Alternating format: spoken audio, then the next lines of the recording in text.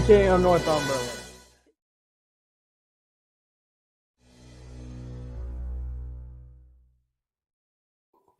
Good evening, everybody. Welcome to the Toon Review.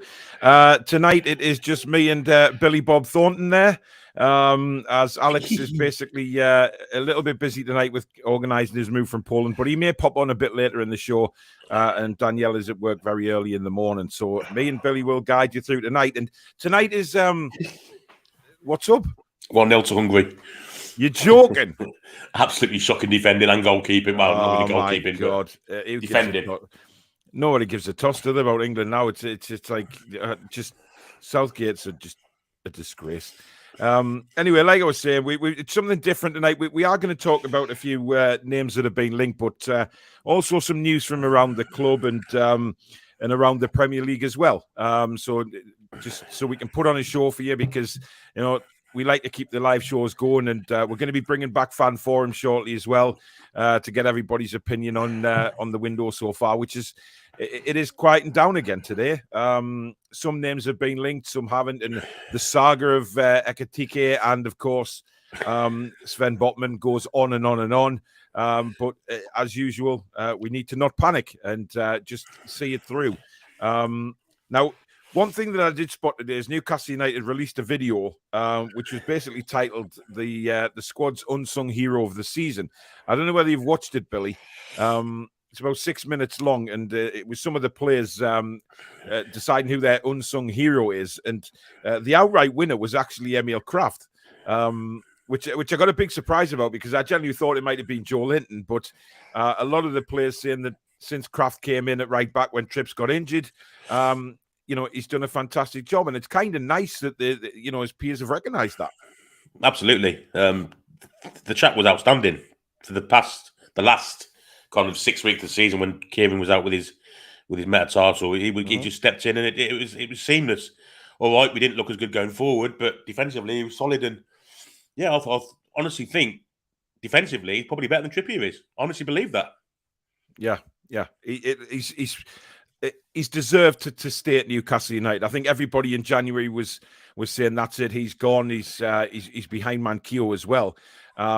Now, that's one player that we haven't heard anything of throughout the summer, is Javier Manquillo. Of course, he's very, very quiet. I believe look, is Manquillo going to hang around to be third choice right back? I'm not so sure he is. I think at his stage in his career, Billy, he'll want to move on. But it's very quiet, isn't it? I'm not just thinking he'll want to move on. I think the club will want to move him on too.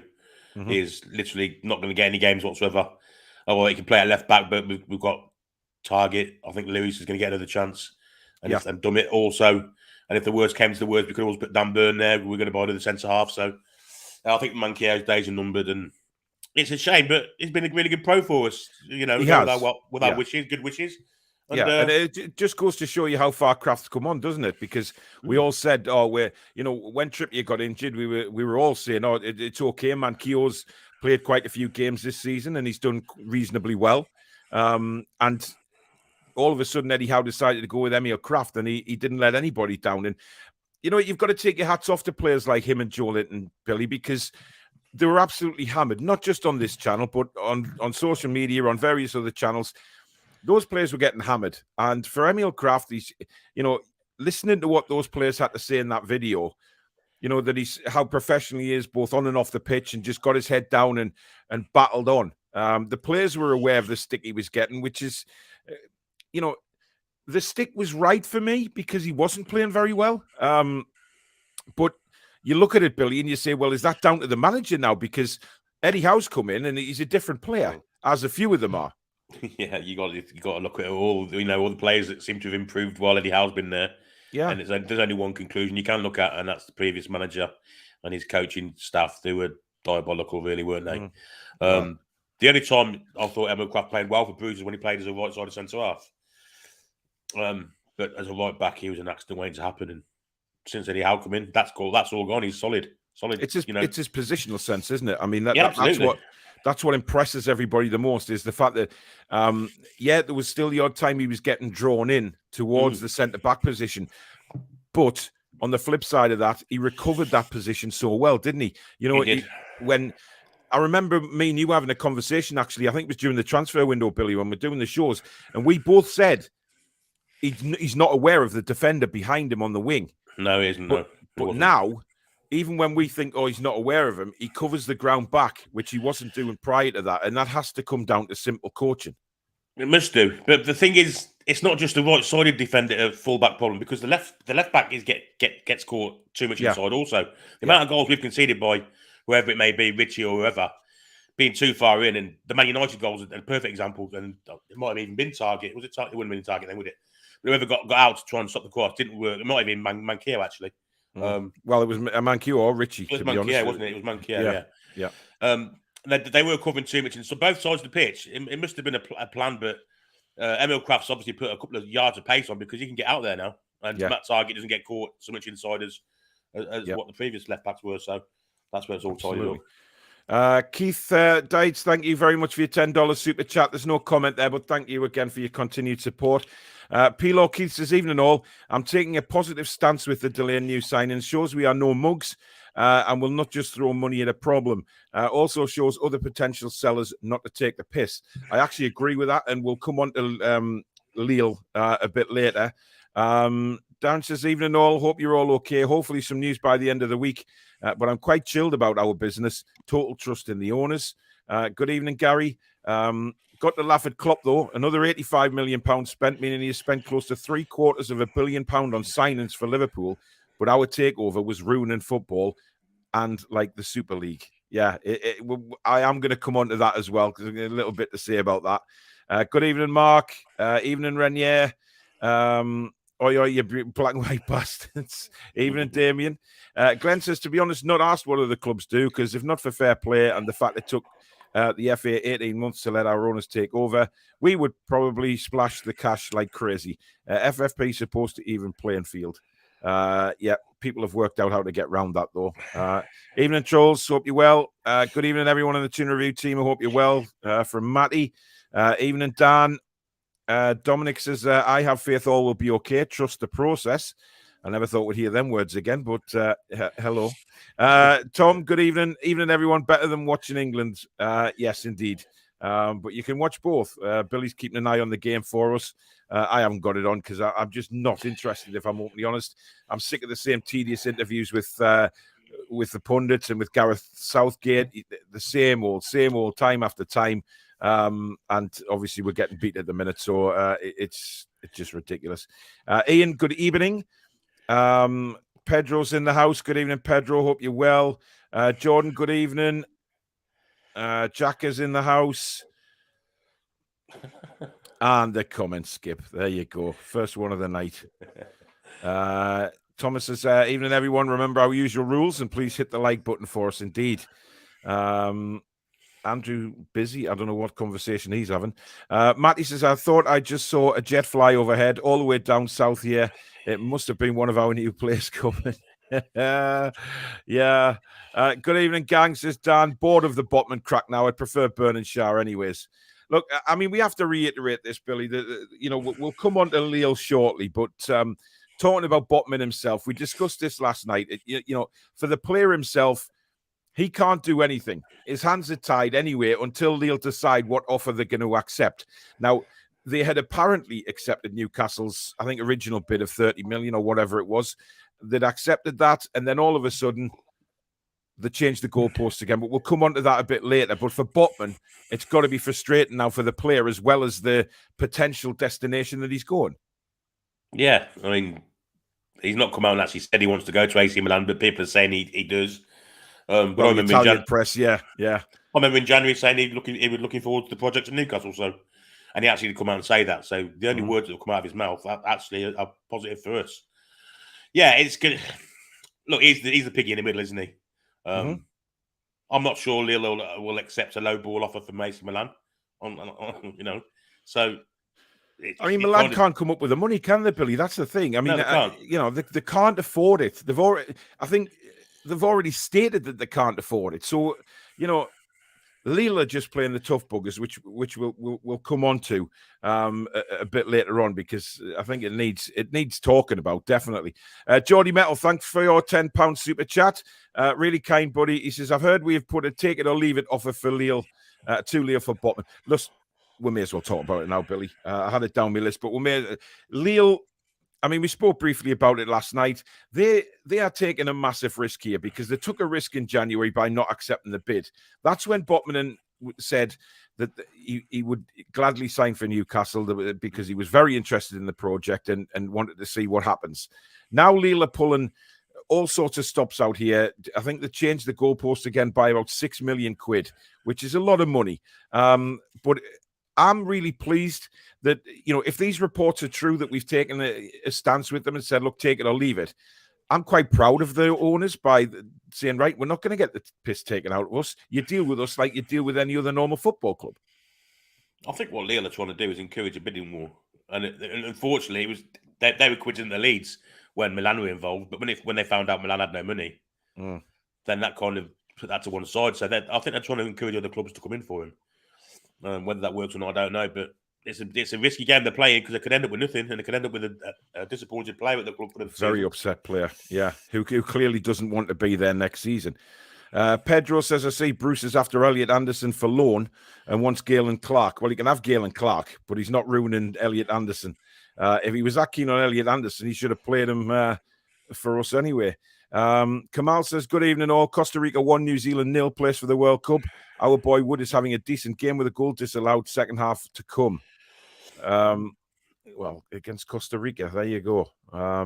Jordan says he went up in my estimation purely for that. Not sure who he's talking about there. George, good evening. Just sipping a coffee in my new Toon review mug. Cheers. Thanks, George. Glad you like them, matey. Krafth was outstanding defensively, says Gary. Dark by Design says, is Trippier playing left back again? He's not in the lineup tonight, is he? Reece James is at left back tonight. Reece James? Yeah. Oof, off the line, nearly 2-0. You know what it is? Reece James I don't think he's ever played left back, has he? I mean, it's comical. It's absolutely comical. Luke says England are a joke. Absolutely. Godfather, good evening. Pedro says Peter Kenyon wants to buy Everton. Glad he didn't buy NUFC. Well, listen, Everton, they couldn't get any worse owners than they got already, Billy. No. And Peter Kenyon at one time was going to be our saviour, wasn't he? I can remember reading the reports of him getting a consortium together and hoping upon hope that he could do it. I'm so glad he didn't, though. Yeah, it was always a big ask, wasn't it? Yeah, and Everton, I mean, they want a lot of money for that club. They want kind of £1 billion for it, don't they? It's almost ridiculous like that. Yeah, I've heard that. I mean, listen, if they were in the top 10 of the Premier League, then maybe, but they're nowhere near that stage yet. So to get that kind of money, I think whoever would buy it has to be crazy to pay that amount. Dark by Design says Ashley's about to destroy Derby County. Listen, at present, he is the only saviour for Derby County. We're talking about either him buying the club here or Derby County going out of existence. And I'm talking about from a fan's point of view here. If you're a Derby County fan, Billy, you take Mike Ashley over going into administration, out of business completely. No matter what Ashley's motives are, if he saves the club, then he saves the club, doesn't he? Well, they'll snap the hands off for 17th in the Premier League right now, won't they? And that's what Ashley's aim is to do. So, yeah, to Derby County's fans, he'll be a godsend, I'm sure, for a year or two until they stagnate at that 17th place. Yeah. And then the investment stops coming in. But he will invest in that club to get them to where he wants them to be. And that's so he can get his shop. He will. He'll want them back in the Premier League, won't he, Billy? That's exactly. That's the thing. I mean, we know they're in League One now. They've got a long comeback. They've got a good young manager in Wayne Rooney, who I think did a fantastic job under the circumstances that he was in last year. And what we know from Ashley is he's a cash cow, basically. Money is all he thinks about. So if he takes over Derby County, like you say, he'll be doing his utmost to get them in the Premier League so he can get all the money and the sponsors and everything again, just like Newcastle United. But it's keeping the club in business that I'm thinking from a fan's point of view. Of course. And, you've got to be in some serious low place to want Mike Ashley as your owner. But I'm afraid Derby County are in that low place. And having him as owner is better than not being there at all, isn't it? Exactly. And that's what they have to look at as fans. And that's what they've been saying on social media, isn't it? He says, when people have been saying, oh, good luck having Mike Ashley, the Derby fans have just turned around and said, well, hang on a minute, it's either Ashley or we don't have a football club in Derby anymore, which would be criminal, really. John says, howdy, everyone. Lads, I've got a problem. If England have a bad World Cup, the FA might come Howe hunting. Should I be worried? I heard John mention this on his show earlier on and saying that he thinks Eddie Howe would be next in line to go to England. I'm not so sure. And I'm not so sure Eddie would take it anyway if it was as early as now, because I think, Billy, that Eddie Howe will want to win something at the Toon first. He will want to be part of this project for a very long time before he thinks about international football. He's still got a lot of youth on his side. He's 6 months into a contract. He's not going to walk away from a job that just started. The promising start he's had as well to that job, for a job that he's going to get press hounding all the time. He's a very private man, isn't he?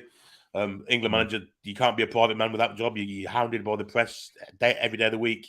That kind of situation he won't be a fan of at all. I think Graham Potter's the obvious choice. Yeah, well, Thomas has just said there as well, plot twist, Southgate gets fired and Brighton are robbed of Potter for the England role.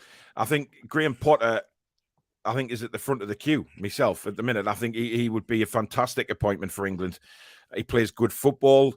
As we know, Billy likes to attack, which we just don't see England doing. We're losing at home to Hungary, for God's sake. I mean, it's laughable, isn't it? It really is. But I think, definitely Graham Potter. And I don't mean any disrespect to Eddie Howe when we say that. It's just, Potter has been in the Premier League a while now, playing some good football, and on a sort of selfish point of view as well. I wouldn't want Eddie Howe to even be approached by England, so they can keep off him. Kath, good evening. Danny says, would you take Dumfries? He's a top right back for Holland. We don't need another right back. We don't need it. Absolutely not at the minute. I was going to mention this, YT. Spurs going in for Brighton's Basuma. Apparently a £25 million bid accepted, Billy. That's a bargain. Absolute bargain. They've got a great player there. An absolute mountain of a midfield player. And that'll solid Spurs up. That they could be looking for third this year. I think they'll challenge Chelsea for third if they're making signings of that magnitude. He's a great player. I'd love to see him at St James's. Yeah, well, he was mentioned a few times, wasn't he? But one player that was mentioned, a good while ago, I think actually back in January, was actually a Spurs player. It was Højbjerg. He, for me, is a very, very underrated football player. And he's a ball winner, but he can play as well. Yeah, he does the dirty work, doesn't he? The hard yards, and yeah, he is. He's one of them players. If you're playing against Spurs, he's one of them players that get right on your nerves, isn't he? Because he'll fall over. He'll do anything to gain an advantage. There's a lot of rolling around, but he's a hard man with it. He does, makes the tackles, does the hard yards. Good play, Højbjerg.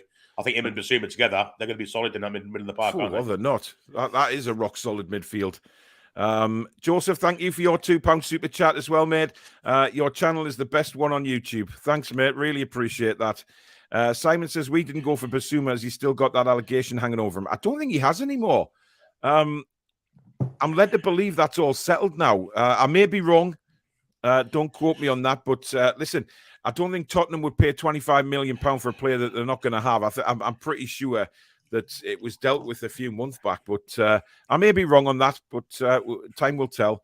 I thought Krafth was doing okay at centre-back at the start of the season, if I'm honest, but really improved under Howe and got better and better. Yeah, we've mentioned his centre-back position, which I think was absolutely fantastic.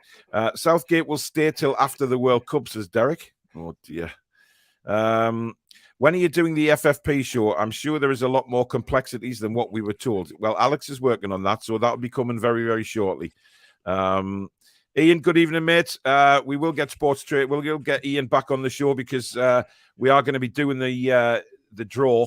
The raffle is still going on. We will try and get Ian on Thursday night. I think we'll be doing a show anyway, so we'll try and get Ian on Thursday night and hopefully Ricky as well, just to do the draw. I think what Ian said was that he wants to maybe keep the raffle open for the show, remainder of the raffle open for the show for anybody that wants to get involved, and then we do the draw towards the end. So we're looking at Thursday night for that.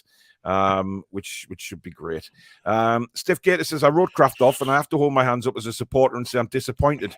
I didn't believe in him more. Never again will I underestimate Howe's ability to coach a player.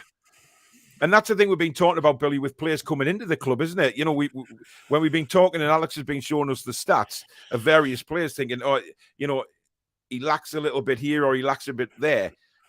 But when we look at who we've got as manager, who is capable of bringing these players to fruition and bringing their potential right through, he's the man to do it. He's gifted, isn't he? Eddie Howe as a manager, as a coach. The amount of players in that squad that have improved just for him being there for 6 months or so, so unbelievable. We haven't had that really. Rafa did it a bit, I guess, but for a long time we haven't had a manager on that with that kind of qualities. So Bobby obviously did it, but since then it's just Rafa and him. And yeah, you know, players want to. You know, players are always looking to improve themselves, and they see what Eddie Howe's doing to other players. It's an attraction point for them, isn't it? It is. But you know. I mean, Spider's asking there as well. Any news on the away strip? Nothing yet, mate. I'm sure our brilliant strips providers who are Castoria will announce it in due course. If they've actually got any in stock. You know, you think about the home strip thinking, oh, Christ, I haven't even got enough home strips. But the away strip may be the same. Damien says the amount of subscribers this channel has does not show how great the channel actually is. Come on, people, spread the good word of the Toon Review. Thanks, mate. We are on the up. We're getting there. And I'm sure that, you know, over the course of the next few months, with everybody's help, we'll get above 15K and keep going like that. That's where we intend to go. We are going to keep bringing you the shows. Recorded videos will be a bit more as well because we need to put more of them out. We do realize that, but obviously trying to get you know, things set up for shows and that is taking a lot of time as well. Mark says Krafth got sucked in against Villa. It led to a goal that VAR disallowed by the well, slight of distances, I guess. Shah shouted at him and he has never put a foot wrong since. People learn from mistakes. Billy, every time you wear that shirt, it reminds me of Bath Rugby Club, which distresses me as a rugby-wise. I am a Gloucester fan. It's like the equivalent of you wearing a Sunderland shirt. I appreciate that rivalry between Bath and Gloucester. Well, very much so. Jim, good evening. I hope you're well. Geordie says, ooh, rant coming. Sort of a rant, yes. PIF saying they will not pay the so-called Newcastle tax if other clubs try to hike the price of players. Yeah, that's what it's certainly been known as. You know, Liverpool have 16 sponsors accumulating to over 260 million before Premiership money. Yeah, and the twist on about us. Mark says, my God, England are utter crap. England becomes boring when it's the same old players playing the same old style. Good evening. The mugs are class. Can't wait to watch this with my brew. Cheers, Alfie. Tom says, Michael Edwards at Liverpool bid and negotiated for players he didn't want. And will walk away. Got known for being shrewd and clubs stopped playing games. We should do the same. Well, I'm sure we will, Billy. I'm sure that will be the case. You know, when you push us so far and we're just going to say, right, sod you and walk away. Because one thing I've certainly got from the owners of the club, even Amanda and me, Dad, is that they will not take any crap. I mean, who knows that we're not doing that now? I mean, not with Botman, obviously, but other players, you could be doing that now for all we know. Yeah. No one knows anything, do they? What's going on in the background? Until, like you say, until they walk out black and white shirt on after doing a medical, that's the one you know. Yeah. Botman, for me, you know, I think he'll still come. I think we'll pay that. I don't think we'll pay the extra £6 million. But you think about it, Lille are not going to cut the nose off to spite the face. No, they know Milan haven't got money.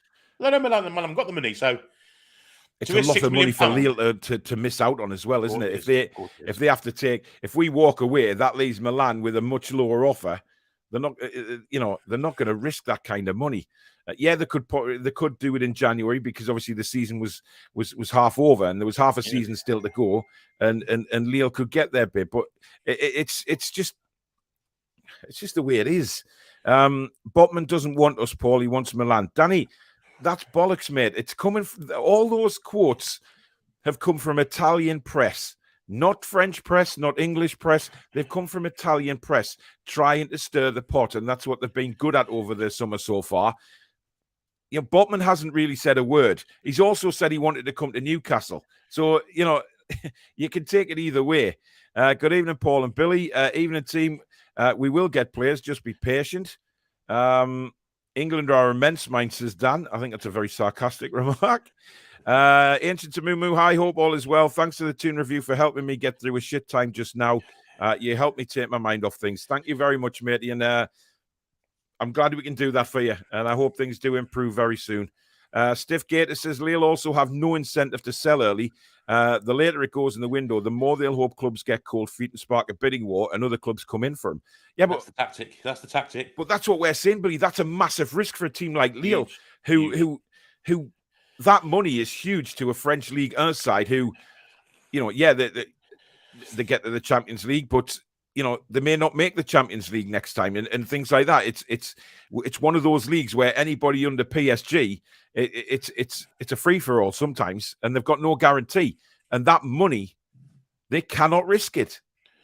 We've seen Bordeaux having to drop to the third division of French football. They have, yeah, financial irregularities, haven't they? So there's not much money floating around in the French league apart from the ones that play in Champions League football, of which I don't think Lille are playing in it this year, are they? I think they finished like 11th or 12th, didn't they? Way down. So that makes it even more so critical for them to get this money.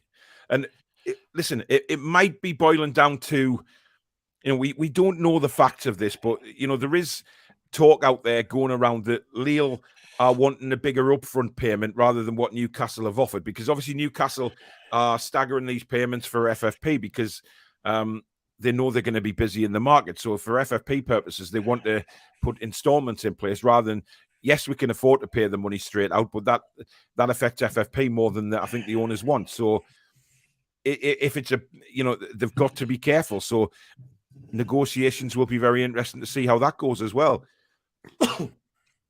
Up the A1 this evening, Paul and Billy. Why is Matt Targett not playing there? They're all right-footed left backs that play for England. I actually thought that when Kieran Trippier was playing there. I mean, we all love Kieran Trippier, but we know Matt Targett's a better left back than he'll ever be. Well, it's absolutely mental. I'm not sure whether this is a sarcastic remark, Billy. You'll know. Reece James is killing it at left back tonight. He's killing something. Yeah. Brian, good evening. Foxy says, why should Lille be rushed into selling a player before pre-season has even started, just to suit us? If Lille are clever, you wait to see what happens with Milan takeover to use against our bid. Yeah, but they're taking a risk, Foxy. That's the thing. That takeover is in transition. That could go through to middle of September, apparently. Yeah. So again, it's as we've just spoken about. It's a massive risk for Lille. But we will not stay. We will not stay there and be pushed around. That's the thing, and I'm quite happy that they're doing that, showing a bit of grit, if you like, and saying, right, no, we're not going to get pushed around. People know how much money we've got, but we're not going to be pushed around. Mark says, I think Botman will sign. Keep the faith. Tony says, I'll keep an eye out at Whitley Beach, Trev, to see if Botman swims in from Lille. Botman hasn't been in the Premier League yet. Yeah, I know. You know what? The thing that gets me, Billy, is we could get Botman after all this rigmarole, and he could be a disaster. You could, but you got to trust the manager, haven't you? Absolutely, yeah. I mean, with Graham Souness signing Boomsong, you didn't have that kind of, you thought Souness, Boomsong, will it work? No, but Howe and Botman, I've got every faith in him. Yeah. Mark says, have you seen what's happened to Bordeaux? Yeah, Billy mentioned it before. Should happen to Everton as well. I'd be absolutely delighted if it happened to Everton. And listen, the FA have got to pull the finger out on this because, they have broken the rules. And, everybody has said that they've started, the rules have been broken. So somebody do something about it. Honestly, we've got to do it soon because Burnley will be playing Championship football when they really probably should be playing the Premier League. A bit like when Sheffield United got relegated when West Ham played the ineligible players. Yeah, the thing is, though, Billy, I think it'll just be a points reduction now. I don't think it'll affect last season in any shape or form. They wouldn't do that to Everton. We know they won't. They haven't got the balls. Can you imagine the outcry if they turned around to Everton and said, oh, well, points deduction from last season, you're relegated, and Burnley suddenly, players are leaving Burnley now. You know what I mean? Had they stayed in the Premier League, the likelihood is that those players would have stayed. So it's shocking, really. It really is. Interesting appointment by them today, though, wasn't it? Burnley. Yeah. Vincent Kompany's manager. Vincent Kompany, fantastic. I mean, listen, he went over to Anderlecht, didn't he, to do his sort of, I don't know, his tutorage, if you like, for football management. And now it's a big job at Burnley, but a good one, I think, because he's got some good players still there. Yep. Stotty says, evening, chaps. I have a question for Alex. Get him later. Keep the good show running. Brilliant. Thank you very much. Jake says 500 million they want for Everton. Our new owners will have to finance the stadium, so £1 billion, really. We were an absolute bargain. Huge potential. Yep. So Fat Mike might get Rooney after all. Yeah, looks that way. League One and Championship are Ashley's level. Paul, good evening. Hope you're well, mate. No one wants Derby to go out of existence, but the way some of their fans have turned on Toon fans on social media, saying we were wrong about Ashley in a disgrace, I hope they get him long term.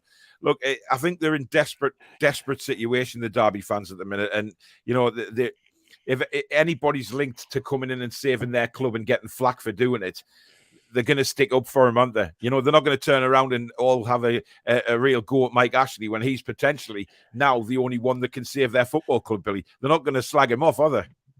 But their time will come. We all know that. Yeah. It's about just saving the football club right now. They won't remember this moment in 4 years' time when they were sitting at the bottom of the Premiership, though, will they?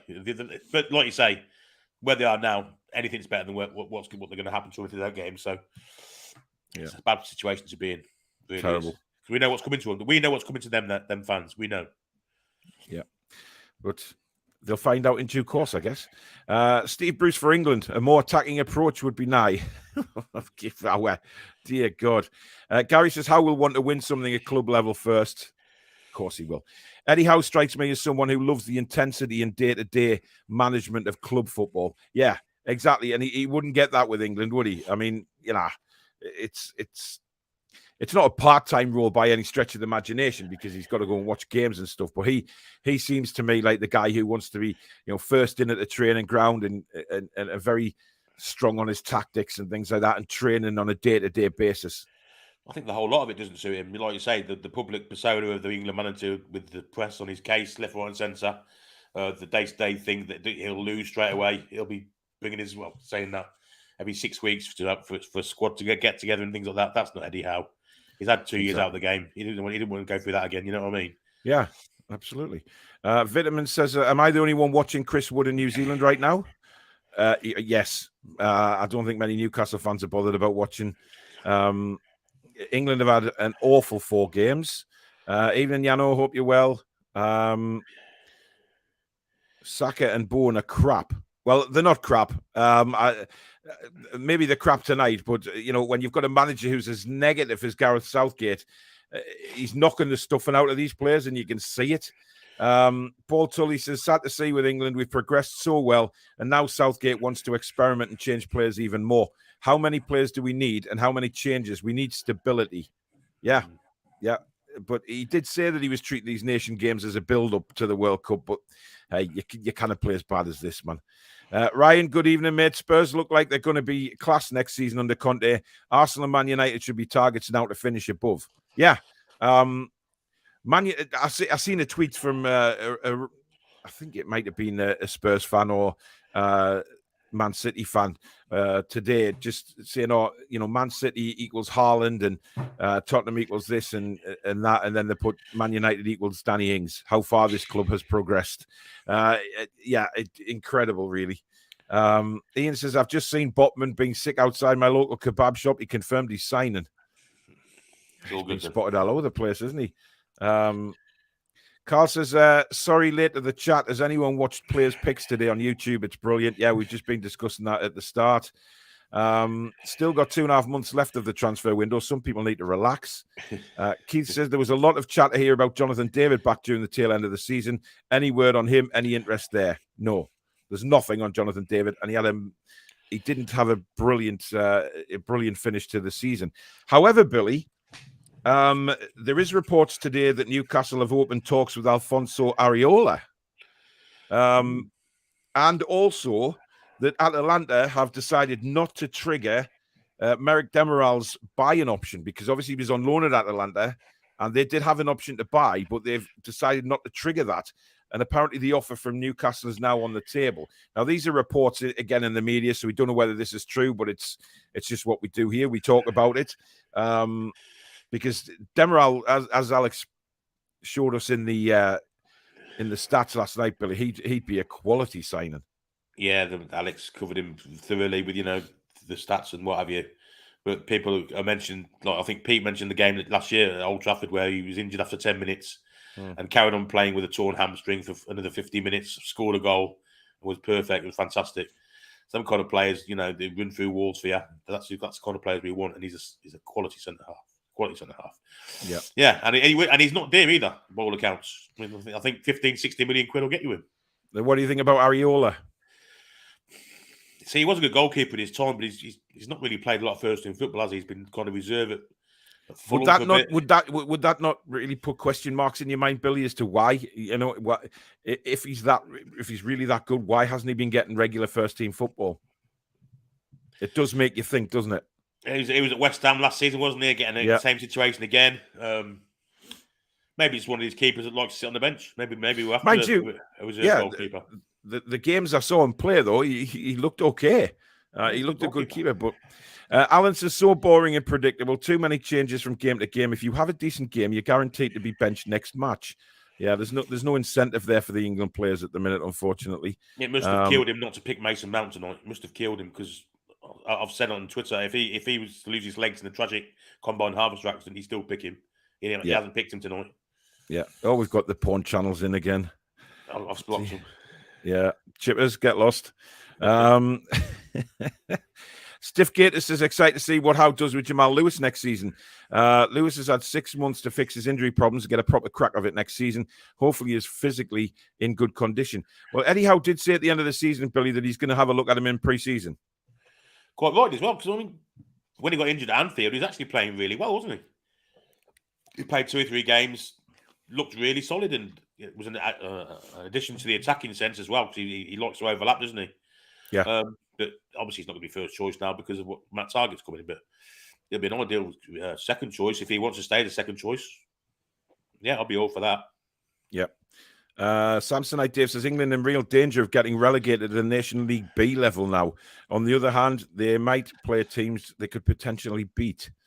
It's not putting people in a very good mood towards the World Cup, is it? It's not kind of going to get that build up that a World Cup normally does. I mean, you'll get the normal. Gareth Southgate's tactics is, let's hope we get a really easy draw. Let's hope we have San Marino, Liechtenstein, Luxembourg, Cornwall. Yeah. Cornwall. It's not going to happen, is it? No. What I mean? He's not going to get it 3 times on the trot. He's had it twice on the trot. No chance it happens again. Yeah. We'll be out first Richard or second round. Yeah, I live in Germany. Watched Diaby in quite a few games. Superb player. Certainly think he's worth paying top whack for. Just what we need going forward.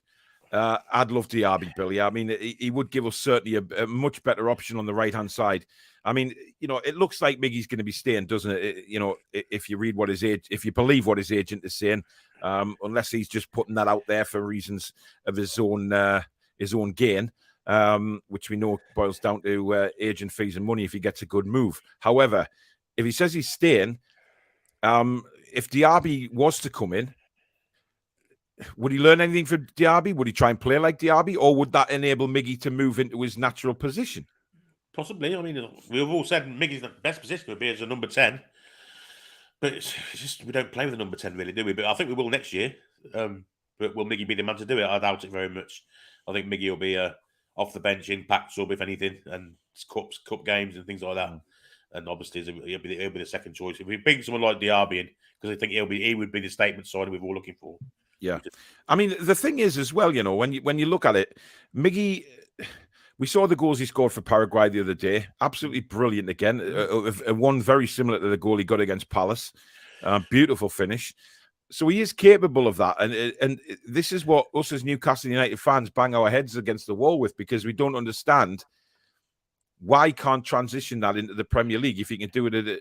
And it's not like he's doing it against poor teams, is it? I mean, Paraguay regularly go up against the top teams. Like, you're looking at Brazil, Argentina, Uruguay, all those teams. He's got so it's not like he's playing like Chris Wood does when he plays against a load of chefs from the Cook Islands and stuff. I think the Premier League's just too physical for him most of the time. I really do. He's got talent in his feet. He's a really enthusiastic lad. I just don't think he's good enough for where we want to be. And he'd probably rock it in Spain or Italy or places like that. But I think the Premiership's just a bit too hustle and bustle for him. And yeah, it's what I've always thought. It's what I've always said as well. Just it's too some a league like Spain would probably, I think, bring the very best out of Miggy. Although Spain's got quite a bit of physicality there sometimes as well. Or Germany, Germany isn't, I wouldn't say, is as physical as certainly England or Spain for that matter. You get the matches in Spain where the referee. He gets pigs' heads chucked at him and stuff like that. It's crazy out there sometimes. Alan says, love this show. Knowing the no bollocks, just good honest crack about the Toon. Indeed, that's what we do. Shane says, on nights again, so we'll catch the rest of the show. Police officer's job is never done. Love the show. Stay safe, Shane, and get those nasties locked up. Pedro says, I got the home shirt, the second strip and away strip with no sponsor on it. 3 for the price of 1. Let's hope they're the right ones. Pedro, that's a hell of a risk, mate. Obviously, they are available on certain places. But if you want to take the risk like that, my man, then you do that. Jordan says, if Leo fuck about, go cheap alternative and sign Diaby for 40 million. Yeah, I'm sure. Listen, when we talk about centre-backs, we've already mentioned quite a few on the transfer shows. There is a lot of potential still out there, Billy. Botman is not the only one. No, you got the lad in Germany, Frankfurt, Den Dicker. Yeah. The lad we mentioned earlier, Demoel. Badia Chile at Monaco, I believe he plays for. So there's three or four quality centre halves that we can go in for that probably won't cost us as much as Botman either. Yeah. Well, Dan says there, and Dicker has a release clause, so it's a no-brainer over this Botman rubbish. I think he's overrated anyway. A lot of people said that when they saw him in the Champions League. Said he looked a little bit slow. But look, we'll have done our scouting on Botman, Billy. There's no doubt about that. If we're hanging around this long for Botman, we have done a prolific scouting job on him. Yeah, this isn't the old days. This is the new era. We're professional now. Eddie Howe will know what qualities he'll bring to the side, and how we'll get it across to the advantages for our side. And he's the one. I think even Amanda actually named him, didn't she? Yeah, Sven Botman. They're the only one she's ever named. So obviously the club really, really want him. Yeah, it's how far they're prepared to go to get him. Indeed. Susan's in the house. Good evening, Susan. Cesre's here. Apologies for the tardiness. It's all right, matey. Don't worry. Welcome. Danny says, Paul, the problem with refusing to pay what teams want for their players is you sell yourself out of buying top talent sometimes. You have to pay what the market says a player is worth. Yes, you're right, and you are 100% right. But when they apparently, let's just make sure we put apparently in here, apparently they accepted an offer, and then a couple of days later, then decide to change the goalposts and up it by £6 million. That's not playing ball, is it? You know what I mean? If you agree to something, then that's it. That should be agreed. It's you shouldn't go back on what you've agreed, and that makes Lille look a bit of a dickhead club, to be honest. But we don't know if that's true or not. But we'll see in time. Italians are renowned for using dirty tactics. Botman will sign for us. Honestly, just think it's been down to the international breaks, but everyone panics because we are so used to the Ashley era. Yeah, well, the Ashley era's got a lot to do with it. Absolutely. Guys, if you are enjoying the show, please don't forget to hit that like button for us. It really does help the channel. It lets YouTube know that something great is happening on this channel and puts us further up the searches. And if you're new and you like what you see, please do hit the subscribe button. It's free to do so. And the notification bell, which let you know when we upload or we record a video. You can also become a member of the Toon Review if you hit the join button just underneath the video. And you can donate to the channel if you so wish by hitting the $sign at the bottom of the live comments, and that will take you through that way as well. We do have a little bit of merchandise on offer. This is what you can get so far on the website. So let's get down to business. I've been waiting, think I wanna make that move now. Baby, tell me if you like it. Tell me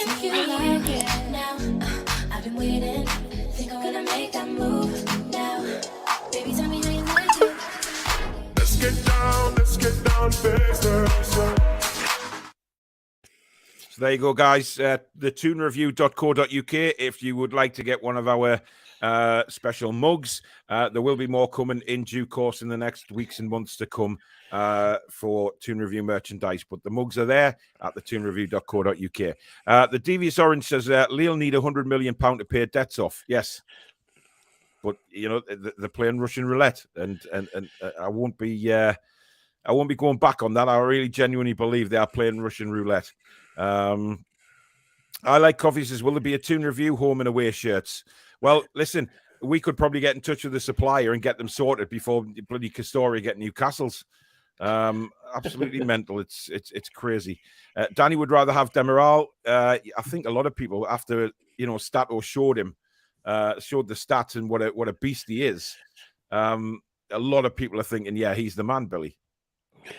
Yeah, exactly. He's a mountain, and he'll play with one leg to get his team over the line. You know, he's just looks. I mean, I've not seen a lot of him, but I did see that game against Man United at Old Trafford. He was an absolute beast. And we've got a couple of beasts already in centre half, but this lad's just a slightly bit above those in level. And yeah, I think it'd be a great signing for us. Really, much better than either Turkish centre half in the league, anyway.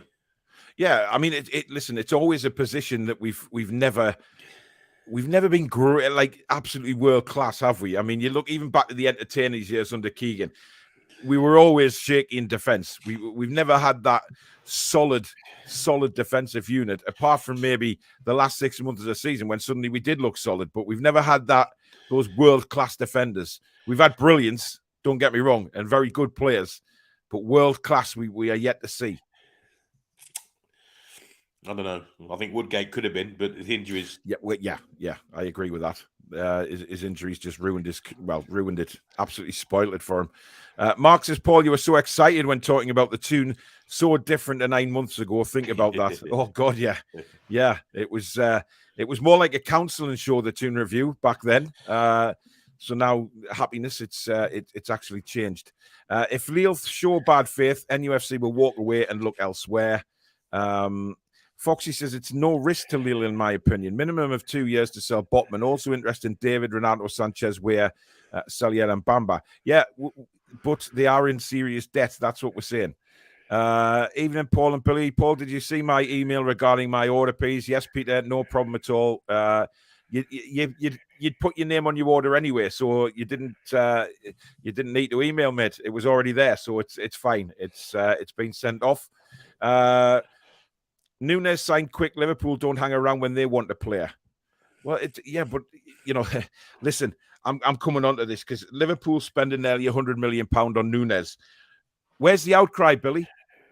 Because if a Newcastle United spent that on a player, it would be all over the place. The media would be saying, just destroying the league, spending money, oil money, and all of this crap. Where's the outcry?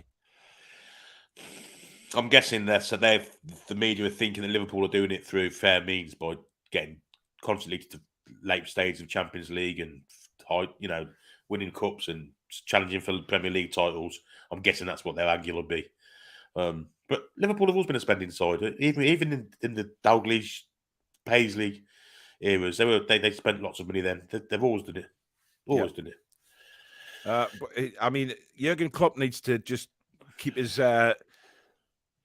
that big mouth with the huge teeth closed, because if he's going to start having a dig at other teams for spending money, somebody put in the comments before how much he'd spent since he's been at Liverpool. Yeah, it's a myth. It's a lot of money. It's a myth that they're prudent with the money. They're not. There's how much they spend on Van Dijk, for instance. Or they've got people always point to Van Dijk and they'll say, but Harry Maguire costs more, and other people's mistakes overshadow Liverpool's spending. They spend a lot of money. Yeah. Cesare says, I'm fairly sure we all know what would happen if we broke the rules as have Everton.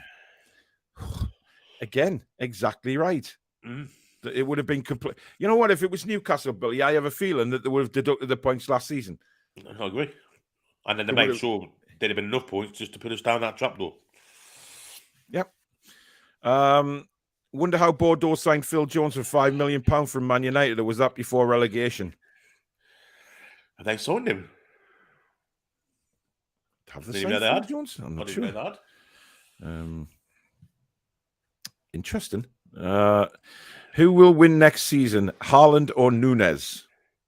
Well, look, they're both unproven in the Premier League. I think that's what the big thing is. You know, Haaland, for me, has done it in a bigger league. He's done it in the Bundesliga, whereas, you know, Núñez, you could say that the Portuguese league isn't as challenging, shall we say, especially when you play for Benfica. When you play for Benfica, you're expected to win every single game you turn out for. However, you know, with Dortmund, you know, probably the second best team in Germany over a number of years, but he's had to play against much stronger teams than what Núñez has. That's not to say that Núñez isn't going to come into and take the Premier League by the scruff of the neck and score loads of goals, as Haaland may well do as well. So, you know, again, these guys, will they hit the ground running, or will they have to take a bit of time? Certainly, if you're playing for Man City and Liverpool, though, Billy, time is not what you get. I think Haaland will score more goals than Núñez, and I'll tell you for why. Because he'll get more service. And you got to remember the Liverpool front three are all out for goals for themselves. Also, Salah's not one to put service, and he'd rather score than serve. Yeah. Mane pretty much the same. Whereas at Man City, you got De Bruyne, Sterling, Mahrez, Bernardo Silva, all aiming to feed the striker. Well, I haven't played the striker, but with a striker, Christ, I think he'll score 30 goals. Foxy says Areola's cheap fee, just high wages, technically brilliant, which is what everyone seems to want in a keeper these days. Areola's a good keeper, played well for us in the Cup, says Jimmy, of course, a Hammers fan, so he would know. He has arrived. Good evening, Stato. Evening. How are we doing? And I'm great, yeah. Apart from England, having that on in the background, that's been poor, but oh dear, yeah. Just had a £5 super chat come in from Jeanette Johnston. Thank you very much, Jeanette. Really kind. I said to my 9-year-old grandson, he will have the best years with NUFC. Not like us, he said. Are you joking? I've had 2 years with Bruce. Yeah. Great stuff. Dean says a report that Hugo Ekiteke is ready to fly to Newcastle in the next few hours for a medical. Where's that come from?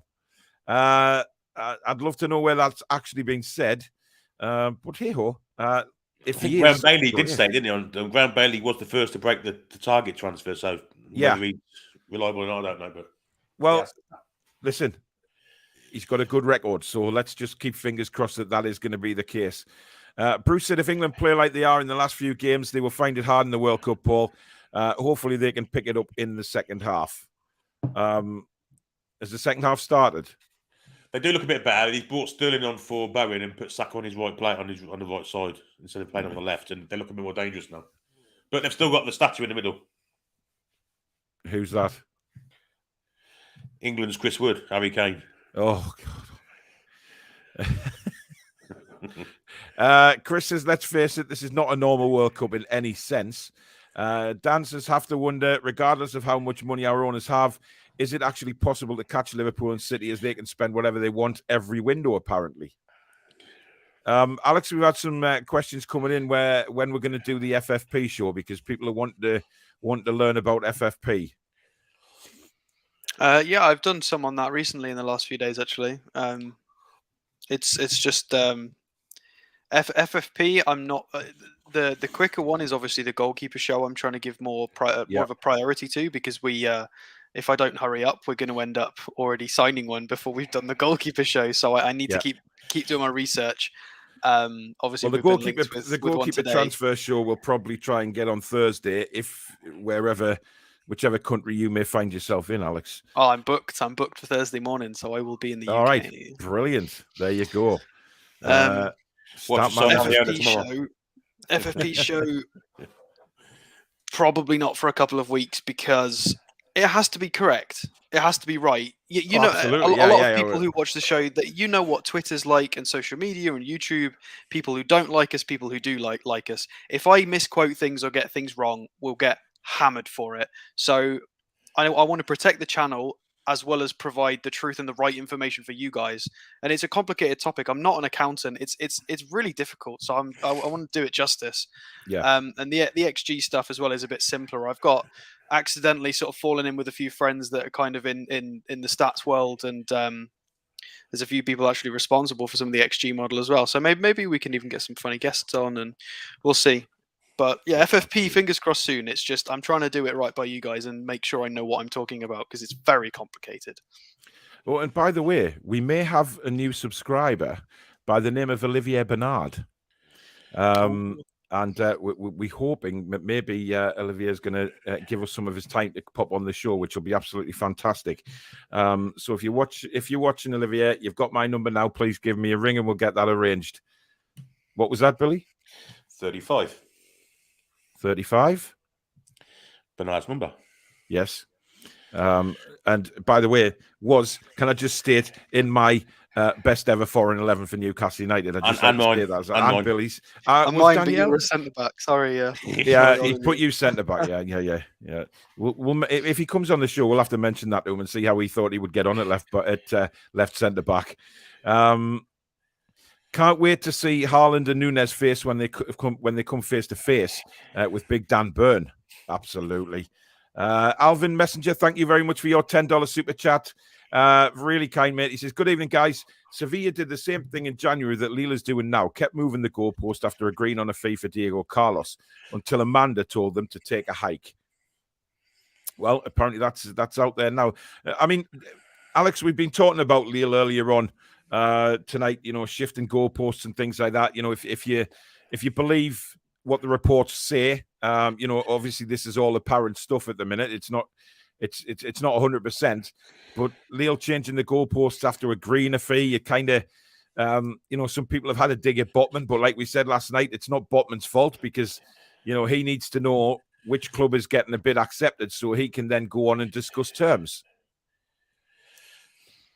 Yeah, well, after the interesting conversation we had last night and sort of checking Twitter like in my free time since last night, it does seem very, very suspicious. It does seem like a witch hunt there, that the journalists are trying to derail it and make us essentially look bad, because a lot of our journalists don't typically do that. The way the British journalists work, and it's always been that way, international level and club level, is we slate our national team, we slate our younger lads, our older lads, we slate the managers, we slate the clubs. It's just how it's always been. Whereas in Europe, they tend to protect their own a lot more in terms of fixtures and transfers. They're a lot more protective of their own, and it's quite visible in this sort of situation. I mean, fair play to Lille. To be fair, they're just trying to play Moneyball. They don't have the greatest finances. I mean, back in the day, I'm pretty sure, quote me if I'm wrong, but I think it was Lille who we got. There was the big influx, wasn't it? They won the league just over a decade ago, and that was where we got a bunch of players from. I think it was Giroud came from Montpellier, and then we got a bunch from Lille as well. Mm-hmm. Was it Kabay from? It wasn't Azad and Kabay. Was that all from Lille, or was that from somebody else? I remember Lille were very strong about a decade ago. Montpellier and Lille and the other teams were in the mix and were all very strong. I think we got Kabay. I think we got Cabela from Montpellier, didn't we? Not sure. But it was back in the day, just before PSG sort of ramped up. We had a few other French clubs that were in the mix. And obviously a lot of them have been quite quiet for a few years. It's been dominance between Monaco and PSG, and we've had a few pop in and out. And they're just trying to play Moneyball. Obviously, they had a huge problem in France with that big TV deal collapsing, and they spent a lot of money under the assumption they were going to get broadcasting money that never came. And they all got in a bit of trouble, hence why clubs like Bordeaux are in huge debt and just got relegated and conceded like 100 goals. They just folded.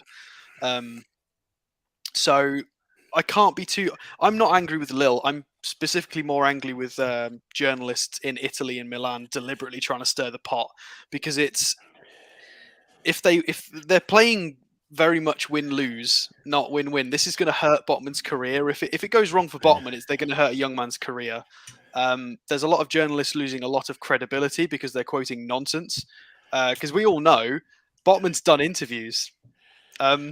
So when they tweet some of these things that they're tweeting, they are directly contradicting Sven Botman's own words. So they're obviously wrong. it's a weird situation, but I don't blame Lil. It's like they're personally affronted by it all.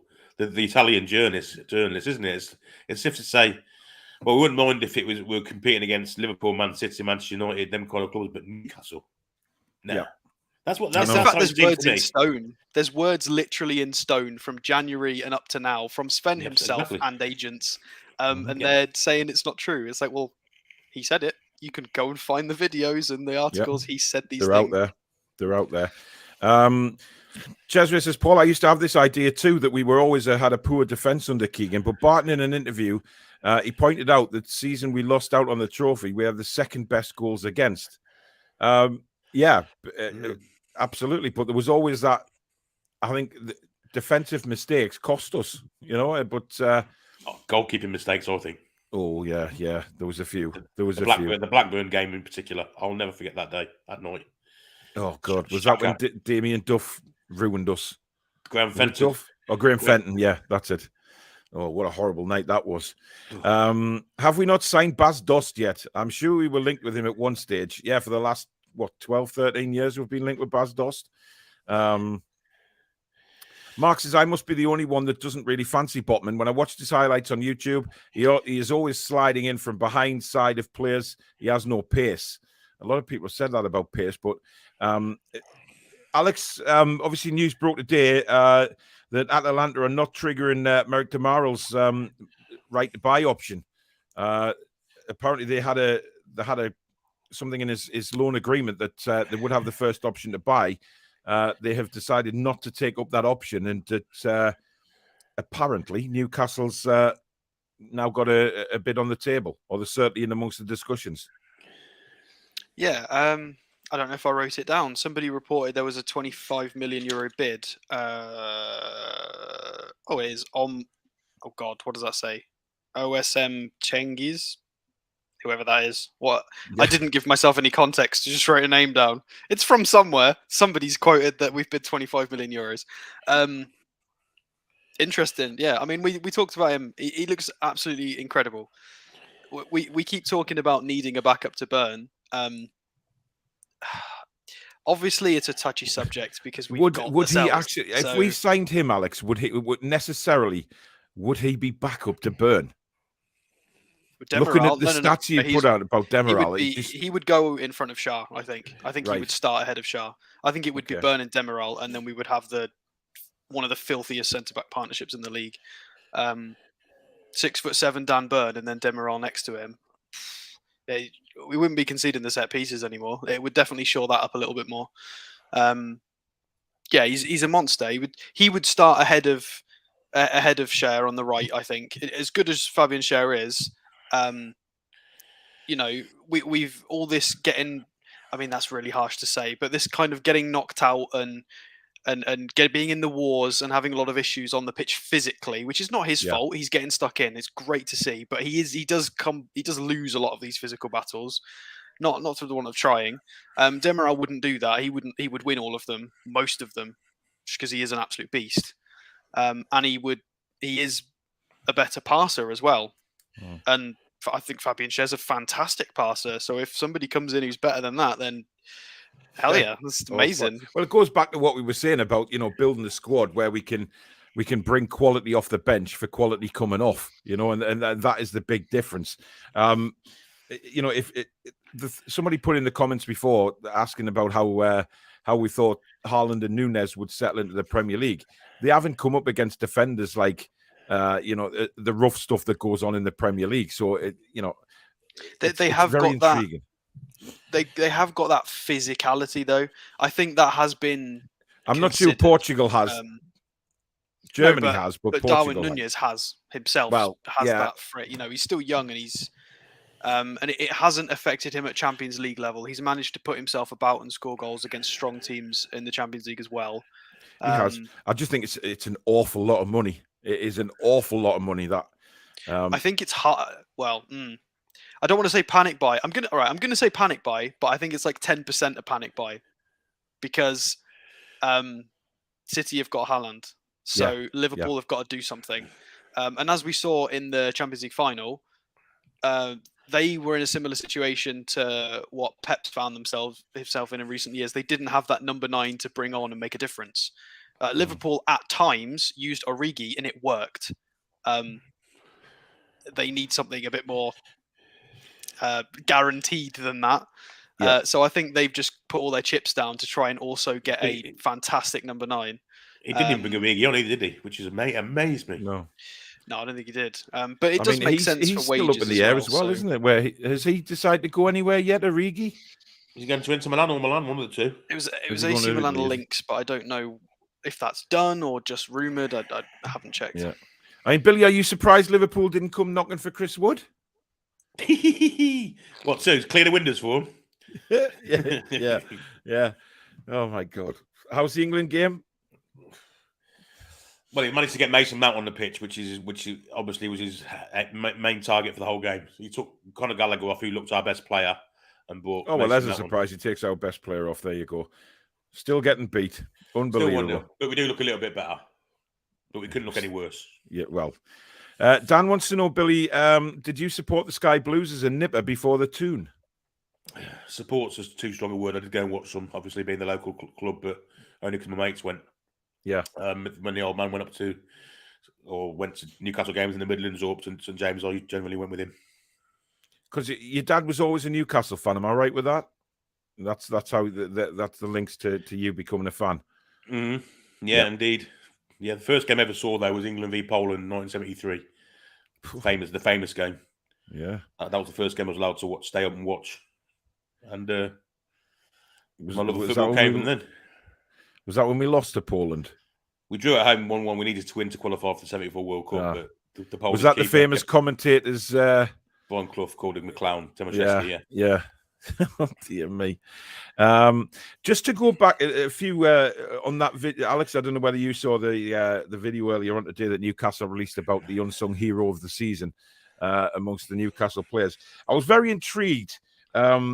I wrote a couple of them down. Matt Ritchie's comment said he has to give it to Bruno, but he's not very happy with him at all because he stole his song. So it's clear that Matt Ritchie was still upset about the magic hat now going to Bruno and not to Matt Ritchie.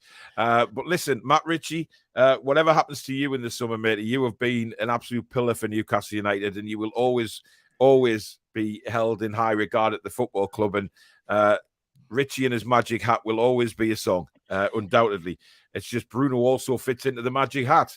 And Dan Burn. Now, Dan Burn astounded me he astounded me with his unsung hero because he gave it to Kieran Clark. And he said it was his unsung hero because Kieran Clark, obviously not being involved in the squad, didn't twist, didn't kick off, just came to training every day and got on with it. Are you surprised, Billy, at that? Yeah, he didn't kick off. He just went to Saudi Arabia and decked one of their players. Yeah.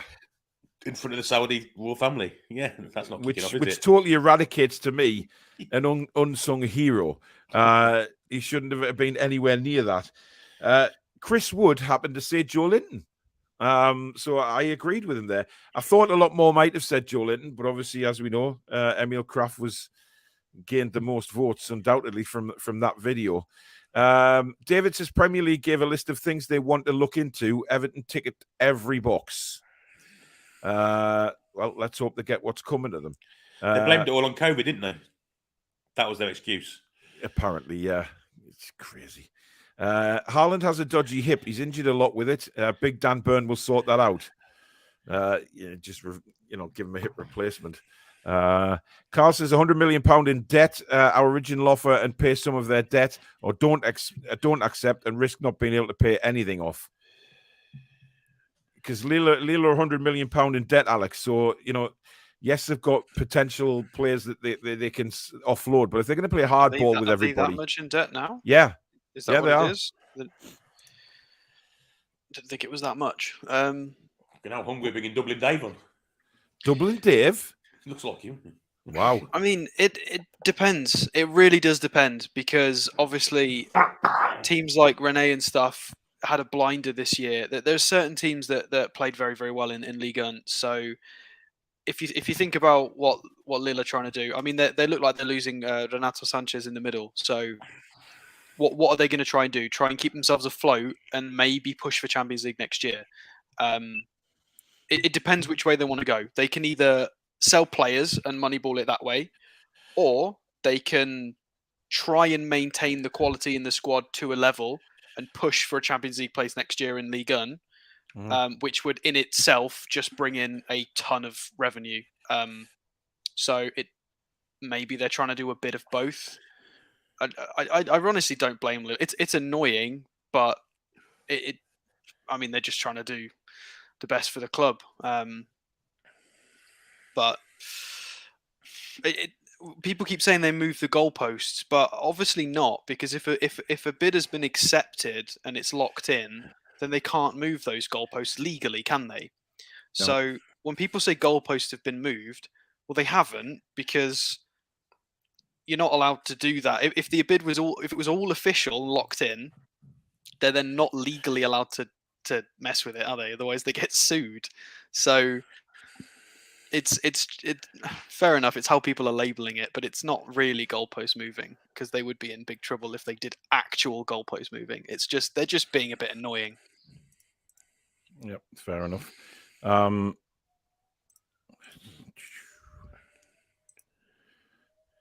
Skipped again, these bloody comments. Yeah, Rory says here, I'm a Man United fan here. 2-0. 2-0. Oh, dear me. Ladies and gentlemen, live on the Toon Review tonight, England fall apart. Hungary, what are they rated? What are they rated in the world? They must be down there somewhere in the 50s, 60s, surely. They can't be that bad. They've had a very good. Maybe it's not that low. I've probably done them a disregard there, but you know what I mean. David the assist. 40th. That's astounding. 40th. Wow. 2 ahead of Ireland. Still a long way down. Rory says, Man United fan here. When do you think you'll challenge for the top 4? Before you lot do. If you sign Danny Ings and no centre back, that's for sure. Yeah, listen, I think you've got a job on your hands at Manchester United, certainly in the coming season. So it's going to be very, very interesting. FFP exists to keep the status quo among the bigger clubs, not protect the smaller clubs from financial ruin. Kane is a quality player, lol.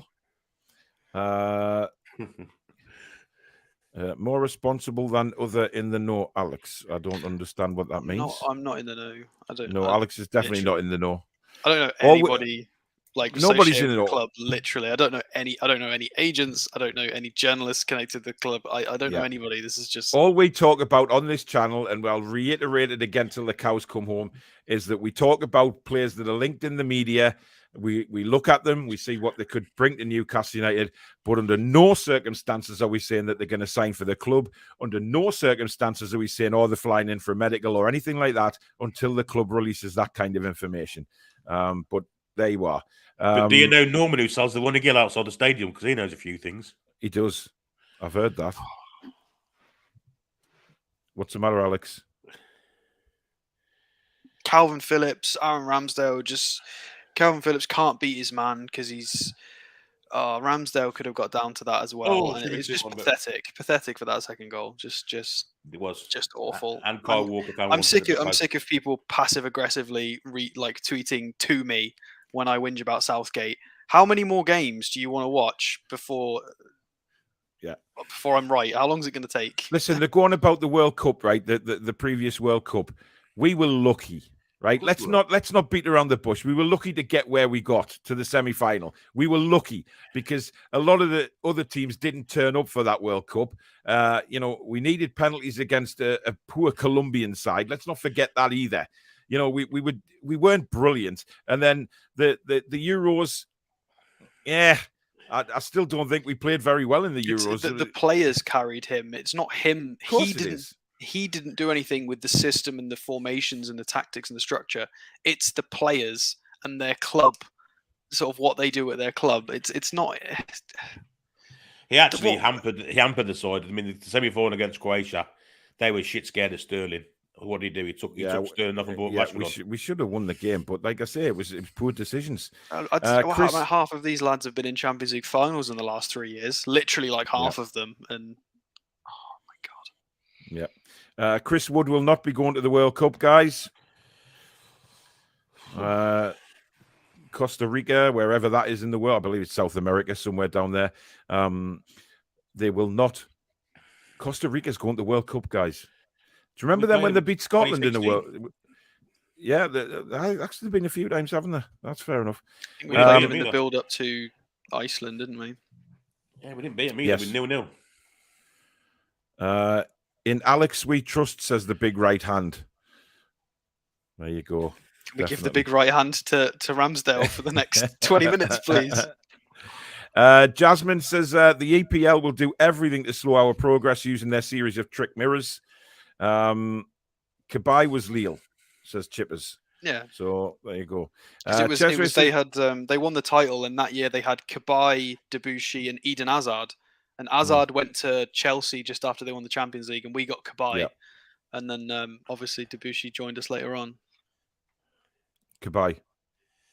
Oh no, Debuchy did. Yes, Debuchy as well. Yeah, later. Yeah, of course he did. Cesare says the thing is, we're not at the mercy of any club as we were in January. I would love Botman, but there are plenty of other centre backs. It's more important to set expectations than to get one player. Totally agree. I'm not going to be pushed around. Roy says, I hope I will meet some of the players on holiday in Benidorm this summer. I think you'd be lucky to see them in Benidorm, mate. No disrespect to Benidorm, but I think they go a little further afield than Benidorm. I did see a picture today of a little kid getting a photo with Jamal Lewis wherever they were on holiday. Was that Ibiza, was it? So really nice to see. Nice to see Jamal Lewis actually get a photo, because you know what some footballers can be like when they're on holiday. Like, leave me alone, I'm on holiday, I don't want to know. So credit to Jamal for that. Spike says, I believe the fixtures are out now. Great show again. They're not Spike. They were fake. So we're yet to see what the fixtures are. 9 a.m. on Thursday morning, I believe. I might go live for that, I might do a little live show for the fixtures getting released. Oh, I'll be on a plane. I'll be at work. Leaving on a jet plane. Glenn says, get West Ham again. Glenn says, I think Eccles Tea Cake took a flight via Ryanair and they took him somewhere to South America or somewhere nowhere near Newcastle. So is that what Ecky Techie's called now? An Eccles Tea Cake? Dear God, he's got names already. He hasn't even signed for us. Jasmine says, I remember when we signed our first Dutchman, Frans Koenen. Late 70s, early 80s. I've got no idea who he is. I think he played once. Did he only once? Or twice, yeah. He weren't very good. I remember Frank Pingle. Was he a defender or a forward? He had bright blonde hair, didn't he? I've seen him play about 14 times, and I'm still not aware what position he played. Do you remember Tony Cunningham, Billy? Oh, what a player he was. Yeah. He had all the attributes of a deck chair, didn't he? He was just shite. Billy Whitehurst. Oh. I once saw him, volley, killer, full blast in the face at Highfield Road when he played for Oxford against Coventry. Really? Obviously. Full blast in the face. Killer was going for a diving header. Whitehurst went for this volley, missed the ball, and whacked Killer straight in the. Honestly, that would have hurt as well. And he walked off like Mike Tyson smacked him, and there was claret everywhere. Oh, it's horrendous. What about George Riley? Oh, he had a nice smile, didn't he? Aye, I tell you what, we've had some tough buggers up front, though, haven't we? Some absolute machines. When you look back at those days. Stephen says, I hope Haaland and Nunez are the biggest flops in Premiership history, and her 6 between them all season. We'll see. Ian Warren against Forest. Oh, how can we forget that? Oh, my God. Yeah. Smilerus says, late again for a rubbish England match as well. Hey, I said, don't watch it. It's terrible. It'll put you on a downer. But hopefully we'll pick you up in the last 10 minutes or so of this show. Jasmine says Graham Fenton should be stripped of his Geordie passport. We'll never forgive him. Ryan says, Pace, what is this FIFA Ultimate Team? Lol. Ian Warren was a Geordie as well. Absolutely, he was. No, he weren't. He was a Scouser. No. The Wirral he came from. I looked. I'm sure he was a Scouser. Someone from Forest played it. I can't remember his name. Obviously, Frank Clark was. He was a manager. Yeah, Oh, God. Tampa Toon, thank you very much for your $20 super chat. Really appreciate it. Steve Stone, that's him. Another great show. Thanks, Paul and Billy. Well, of course, Alex is with us now, but when that came in, he wasn't. Foxy's listing some French players here. Marvaux was from Rennes. Sissoko came from Toulouse. Ben Arfa, Marseille. Haidara was Nancy, or however you want to. Emil Fitano. Can you remember him? From Reims. Debuchy was Lille, and Yanga and Biwa was Montpellier. See, they all could have been great players. They all had something about them, and they never fulfilled anything, did they? I mean, Haidara, that tackle at McManaman didn't him. That tackle at Wigan did him in, didn't it? When I was doing research the other day, he was playing for a team of one of the players I reviewed on a show, and I forgot to mention it on that show, and now I've forgotten where he is. Well, Yanga and Biwa was a decent centre half as well. He could dribble it 60 yards for a centre back. He was mental. He was very talented. The game that killed him was the Everton away game when him and Colaccini both hid from Lukaku for 90 minutes. Very shit scared of him. Ken Fairley, thank you for becoming a member of the channel, mate. I'm not sure whether that's a renewal or a new one, but thank you for being in the Toon Review family, my friends. Cheswick says, Alex, what's your thoughts on the Mitrovic to Rangers rumour? I didn't realise there was one, but there's a winky face at the end of that. So, by the way, that is not a sheep that Alex has just picked up. I believe that's the dog. She's invaded the office. I don't know what she's doing in here. She's lush. And it's winking face, not winky. Yeah, winking face. Winky's is known as a gentleman's sausage, I believe. 3-0. You are kidding. 3-0 to Hungary. Great goal as well. Great strike from outside the box. Wow.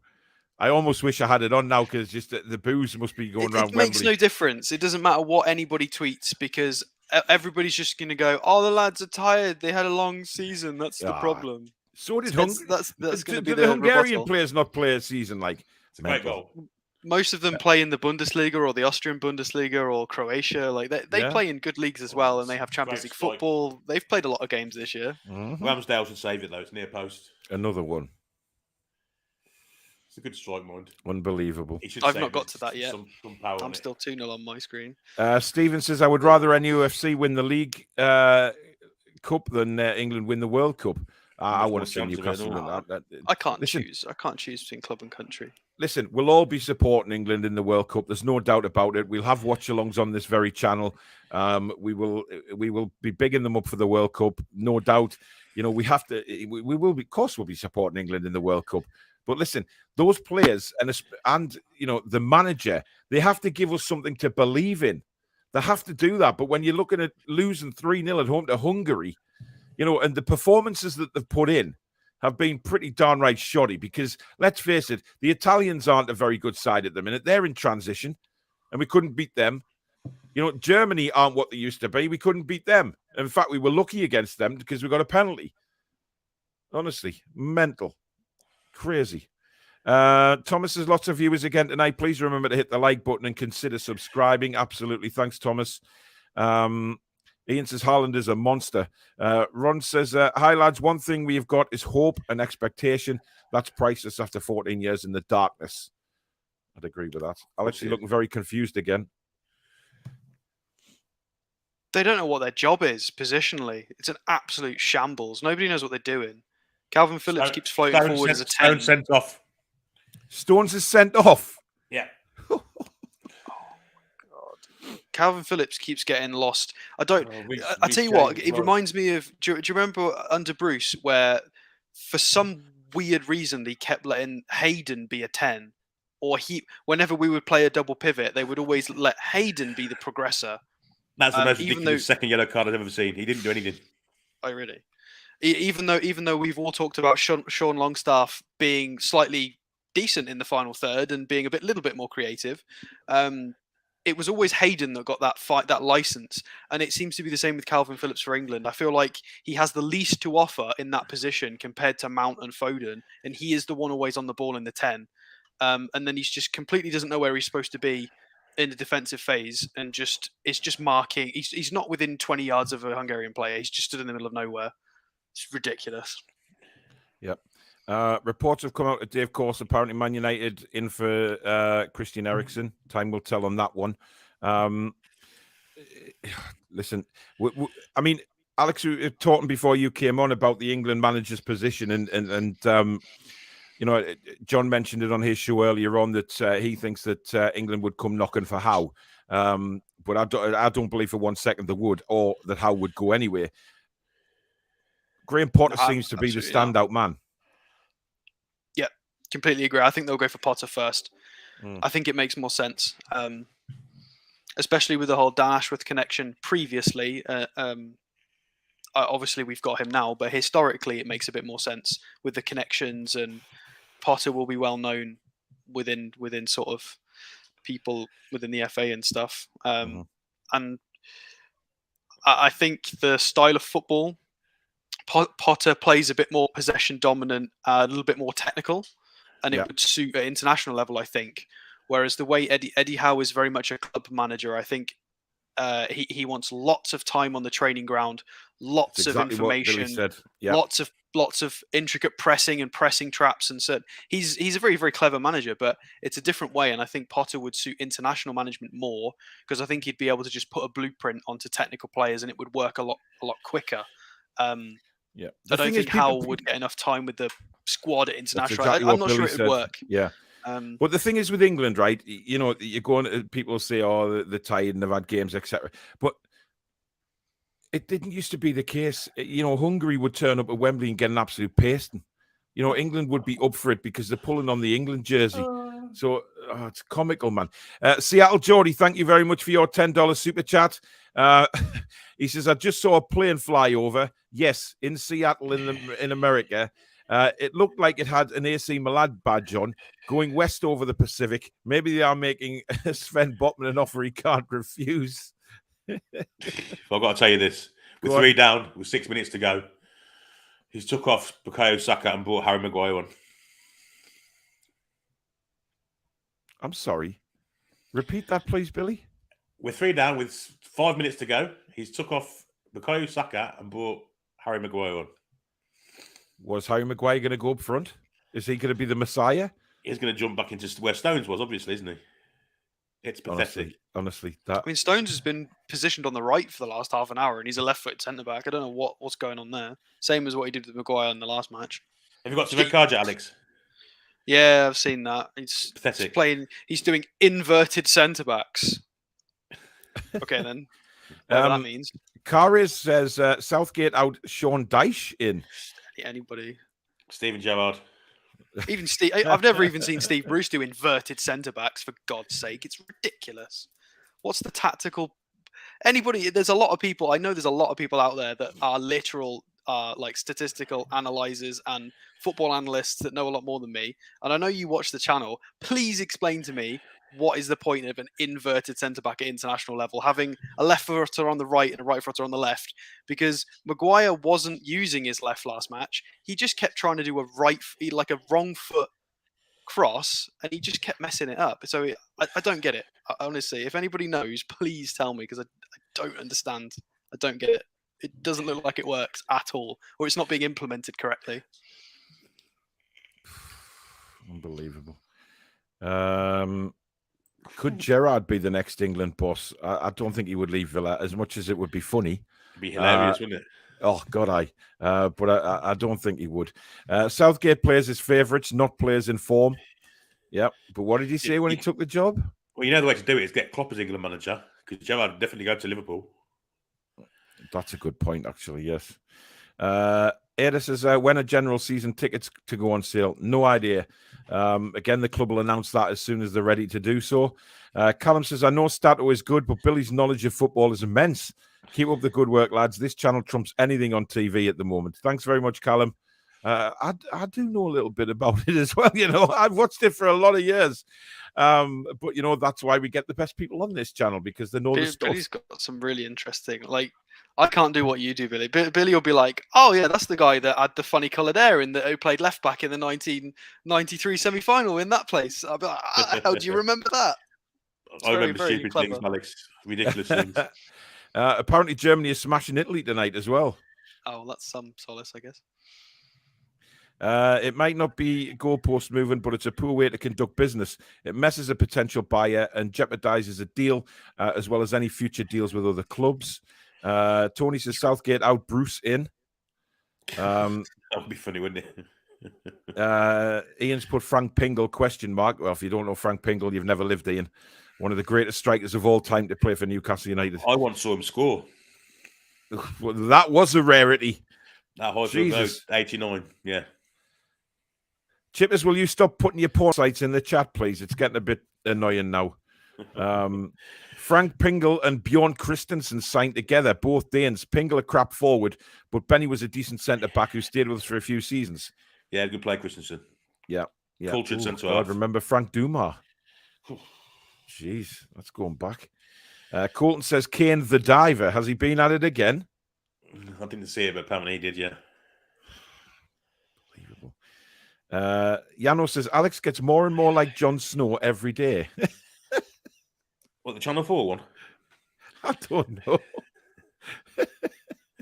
Game of the Thrones, King in the I guess. North or a news presenter. I'm not sure. I'm not sure. Whether 4-0. It's 4-0.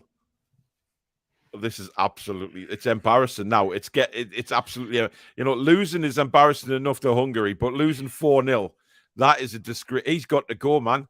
He's got to go. It's got to be an This has instant got echoes of 1953 all over it. Yeah, but the potential in that England squad, there is huge potential, and he's getting beat 3-0 off Hungary. It's disgraceful, man. Oh, I bet Channel 4 loving having this England contract. I'm sure they are. Yeah. Colton says if they don't sack out Southgate, there's something wrong. Fans are all leaving, apparently, Billy. Is that right? Yeah, Kyle Walker. I'm afraid his pace is gone and he totally got out sprinted there. Really? Gary says it's just a blip with lots of laughing emojis. Thing about this result is we get inquiry for weeks about every kick of the ball. Michael Marsden, thank you very much. $44.99 super chat. Absolute brilliant, mate. Thank you so much. We need to meet up for a coffee very soon, my man. It's been too long. Because I want to talk about when I get my new car as well. I wonder if your dad's got his yet. Let me know, man. Alan says, thing about this result is, I've seen that one. Fans chanting, you don't know what you're doing to Southgate. Oh. Germany apparently pacing Italy 5-0 at the minute. That says it all, really, doesn't it? That just says it all. Tom says, I don't mind England, but not that fussed. Would soon NUFC win the toss at kickoff than England win the World Cup. He just wants to see us win a toss. Jesus. Looks like there's been a fire drill at Wembley. No, it's not at Wembley. It's Molineux, isn't it? Yeah. I'll support Wales until England stop kneeling before their opponents. Well, it's not got to do with the price of potatoes. No left back, goals from the left. Southgate out. It was Maguire. Well, there's a surprise. He did Lascelles. Yeah. He's offside trap. He just ball watched it. He didn't even know where his line was.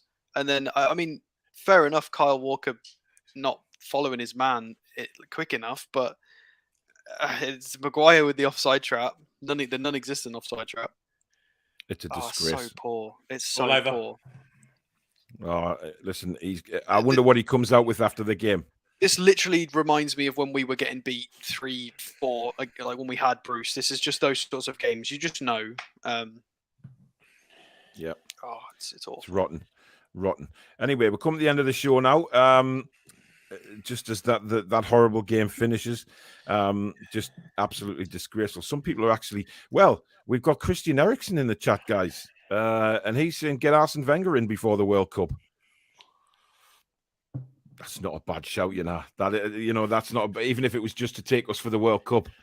Gareth Bale has just scored for Wales, apparently. Wouldn't shut up for like eternity then. That would be intolerable. I guess so, but you know what? There's got to be better than this. I mean, listen, Southgate had no management credentials when he took the job anyway, did he? I mean, he wasn't exactly flying high at Borough when he got the boot. So I don't know. He's done positives in terms of shifting on a generation, settling he got rid of the whole stigma around we just bottle tournaments. We got a lot further. He harmonised, brought players through. Fair enough, but the actual on the pitch formations, tactics, how we play, I think he's gone as far as he can go. He's got to go. He's just got to go. Yeah. Kate says, Christian Eriksen, please come and play for the Toon for the new season. Chucked in after Big Sam got the boot. England's worst home defeat since 1928.